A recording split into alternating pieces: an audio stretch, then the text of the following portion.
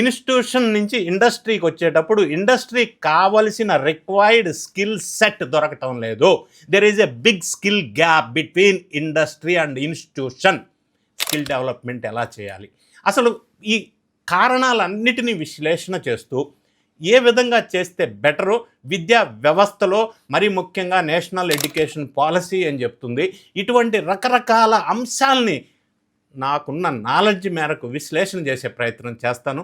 Video చివరి వరకు skip చేయకుండా చూసినట్టయితే మీకు కూడా ఇటువంటి ఆసక్తికరమైన ఇన్ఫర్మేషన్తో వీడియోస్ చేసినందుకు మీకు ఉపయోగపడాలనేది నా ఆశ. ఇక విషయంలోకి వచ్చి టాపిక్లోకి వచ్చినట్టయితే let us enter in to the topic. 2024 లెక్కల ప్రకారంగా, అంటే హైయర్ ఎడ్యుకేషన్ పూర్తయిన తర్వాత లేటెస్ట్ స్టాటిస్టికల్ డేటా ప్రకారంగా అన్ఎంప్లాయిడ్గా ఎంతమంది ఉన్నారో మీకు ఏమన్నా తెలుసా? హైయర్ ఎడ్యుకేషన్ పూర్తయిన తర్వాత 14% పైగా ఉన్నారు. అండర్ ఎంప్లాయ్మెంట్ ఎంత ఉందో తెలుసా? అంటే చదివిన చదువుకి సరైన సూటబుల్ జాబ్ రాక దానికంటే తక్కువ జాబ్ చేసేవాళ్ళు 50% ఉన్నారు.